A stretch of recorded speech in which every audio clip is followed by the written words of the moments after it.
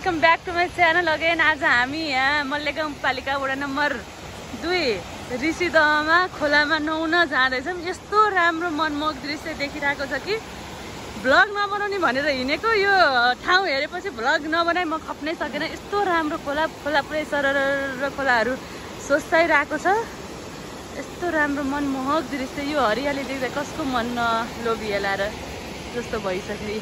यता मसँग हुनुहुन्छ हाम्रो श्रीमानज्यू, यता हाम्रो नन्द। ल आउनुहोस् हामीहरू सँगसँगै जाउँ त। आउनुहोस् है, आउनुहोस्। राम्रो खोला पानी बगिरहेको कता जाने हो अब? तल जाऊँ न। तल हो यहाँ त भयो तल जिउमा राम्रो त्यही छ नि राम्रो चाहिँ। राम्रो भएर भने अन्त चिप्लियो भने कहाँ जाने घरमा? लाइक त्यहाँ लुगा धुनलाई सहज हुन्छ जस्तो लाग्यो। त्यो एकदम हाम्रो प्लेन ठाउँ छ नि त, पखाल्नु पनि सक्नु पऱ्यो नि त। त्यही सक्छ। झर्ना कता जाने? नुहाउनु पनि पऱ्यो कि अलि उता जानु त, त्यहाँबाट झर मैले। कहाँ छ राम्रो झर्ना? अनि यही हो। अरू माथि यहाँ छैन? छैन, यहीँ जाऊँ त्यसो फाइनल्ली हाम्रो डेस्टिनेसन अफ नेचुरल वासिङ मेसिनमा हामीहरू प्रवेश गर्दैछौँ। ल स्लोली गाइज। यस्तो राम्रो ठाउँमा म अघिल्लोचोटि आउनु भनेको मलाई नलिएर। अझ फेरि आफै चाहिँ नआउने त मलाई चाहिँ भनिरहेको। तिमीलाई म यहीँ घर बनाइदिनु पर्ला जस्तो लागिसक्यो मलाई चाहिँ। अब यहीँ एउटा कटेर बनाइदिने, यहीँ बस्ने, सुतिराख्यो, यहाँ नुहाइराख्यो। एउटा मिल बनाउनु पर्यो के घट्टामा पिसेको पैसा लिन्छौँ किन साँच्ची? त्यही हातले मेरो हातमा यो छ कि अहिले माछा मार्ने, हामी यस्तो पनि बोकेर हिँडेका छौँ कि त्यस्तै हामी माछा मार्छौँ अहिले। अनि हामी देखाइदिन्छौँ तपाईँहरूलाई।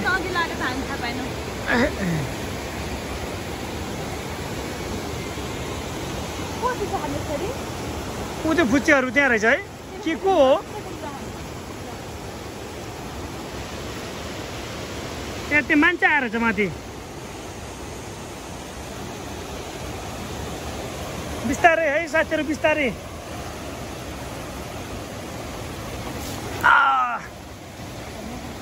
मोबाइल खस्ला फेरि। यो पानीबाट मलाई बगाउनु नि। बगाउला है साथी।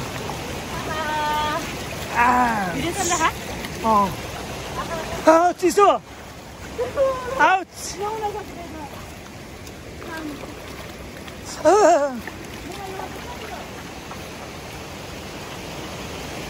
कहाँबाट झर्ने हो? झर्ना कहाँ पुग्यो? उहाँ गइसक्यो त्यो त।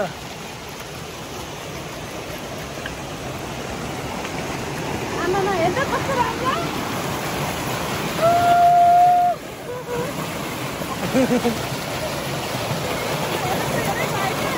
Beautiful, excellent, amazing place guys. यतिखेर हामी मेल्ले गाउँपालिका वडा नम्बर 2 अछाम जिल्ला सुदूरपश्चिमको एउटा रमाइलो खोलामा आएका छौँ यतिखेर नुहाउनको लागि। र हामी चाइल्डहुडमा हामी यहाँ नुहाउन आउँथ्यौँ स्कुलबाट, बङ्क हानेर स्कुल चाहिँ। अनि यो नदीमा हामी नुहाउँथ्यौँ, यो तालमा चाहिँ। अनि त्यहाँनिर ठुलो माछा हुन्थ्यो यहाँ। आज we are check at first, हामीले बोल्छी पनि ल्याएका छौँ। त्यहाँ माछा छ कि छैन भनेर चाहिँ हामी चेक गर्नेछौँ अहिले एकछिनमा। अनि तपाईँहरूलाई पनि देखाउँछौँ। माछा मऱ्यो भने बेलुका हामी कुरियर गरेर पठाइदिन्छौँ। ल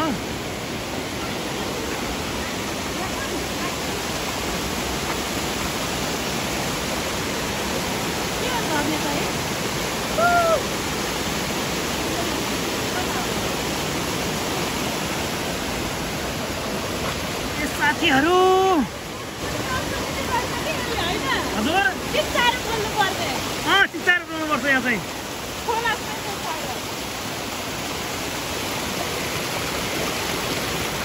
खोला सुकाउँछ क्या धेरै होइन। यहाँनिर पानी आउँदा खोइ पानी छैन नि त अहिले। ऊ त्यहाँ माथि ब्लक गरिदिएर छ कि, यहाँनिर खतरा नुहाउन पनि एकदम इजी हुन्थ्यो। अनि त्यहाँ उसको आएर छ त।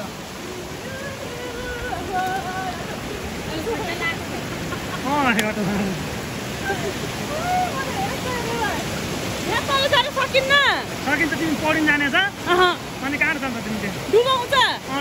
झर्न जान सक्छु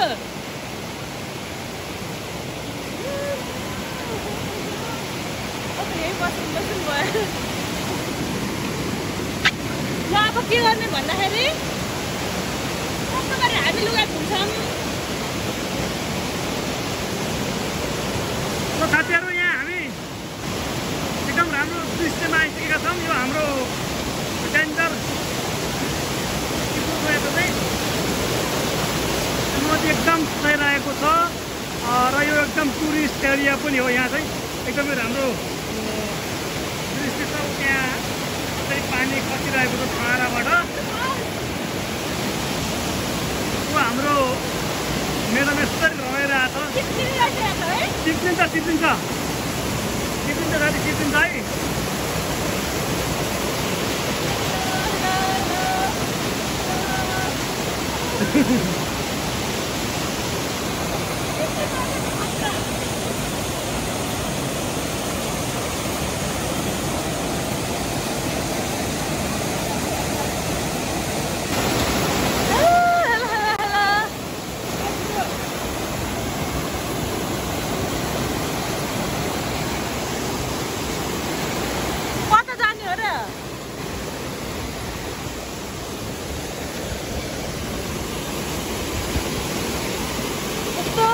चिप्लो रहेछ यहाँ जान त सकिँदैन कि म त सक्दिनँ कि क्या हो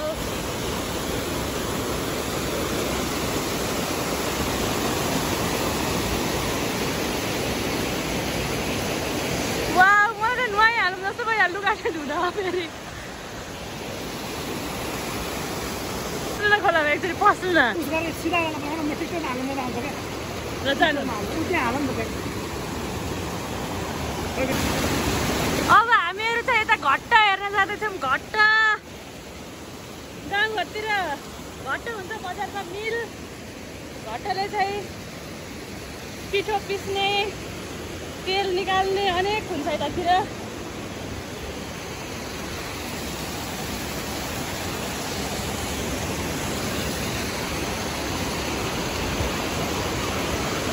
अब एकछिनपछि हाम्रो सरकारले माछा मार्नुहुन्छ यति चिसो हो कि यति चिसो यो पानी आज फेरि घामै लागेन क्या हिजो त बरु कस्तो चर्को घाम लाग्थ्यो हिजो हामी आउँदाखेरि यस्तो गर्मी भइरहेको थियो आज त यति चिसो गरिरहेको चिसो लुगा पनि धोएर नसुक्ने जस्तो भइरहेछ हामी चाहिँ यता जाँदैछौँ म त रमाइलो लागिरहेको छ हाम्रो नानी चाहिँ फेरि धेरै बोल्नुहुन्न अलिअलि मात्र कुरा गर्नु चाहिँ चाहिएपछि नत्र हाँस्नुहुन्छ मुसुक्क धेरै बोल्नुहुन्न फेरि उहाँ चाहिँ तपाईँ त फेरि टाउ टाउ टाउ टाउ टाउ टाउ टाउ बोलेको बोलै तिमी बालिन जस्तो नबोल्ने म हर्क जस्तो बोलिरहने कुरै मिलेन भन्छ त्यस्तै भइगयो यहाँ के हुँदैछ यहाँ पिठो पिसिरहेको घट्टाभित्र के को पिठो हो गाउँको कोदो ए यहाँ आफै आउने पिस्नै जाने हो पैसा लाग्दैन यहाँ केही पनि त्यो माथिबाट चाहिँ हाल्ने हो के भाग दिने भन्नाले कहाँ राखिदिने हो त्यो भाग चाहिँ यही बोरामा हालेर जाने हो त्यो कोदो चाहिँ कहाँ त्यहाँ माथि हाल्ने ल्याएर यहाँ के पिस्न मिल्छ दिदी जस्तै के गहुँ पिठो मात्र निकाल्छ कि यसले धानहरू पनि पिस्छ पिस्दैन अनि तेल निकाल्नु पर्यो भने ए यहाँ यस्तो हुँदो रहेछ यसरी घट्टा चलिरहेको कहाँबाट यो फोर्सफुली आएर कसरी चल्छ पानी फोर्सफुल टर्बिन घुमाएको ए माथिबाट फोर्सली पानी झारेको नि त त्यसपछि त्यो झर्नलाई त्यसलाई चाहिँ भाइब्रेट गराएर त्यो थोथोरै गरेर जाने माथि काठले चाहिँ भाइब्रेट गरेर राख्यो क्या अनि त्यसले भाइब्रेट गरेर खस्छ नि त अनि लिमिटेसन गर्नलाई चाहिँ यहाँ के लाग्छ कि नहाल्नु हात नहाल्नु फेरि म त अचम्मै पऱ्यो मैले देखाएको थिएन यस्तो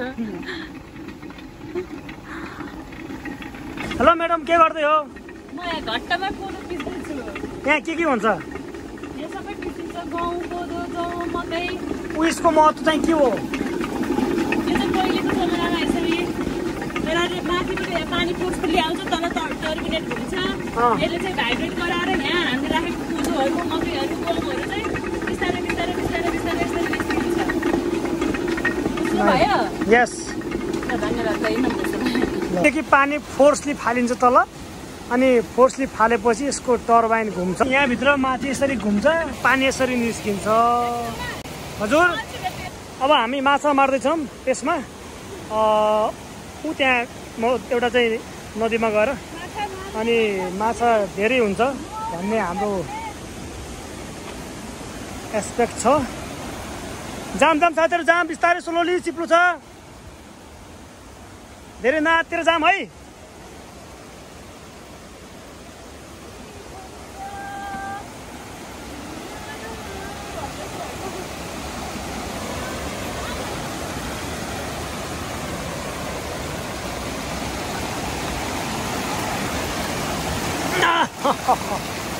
Oh my god! चिसो चिसो डेन्जर चिसो के अरे म्याडम खसेपछि खस्छ। The view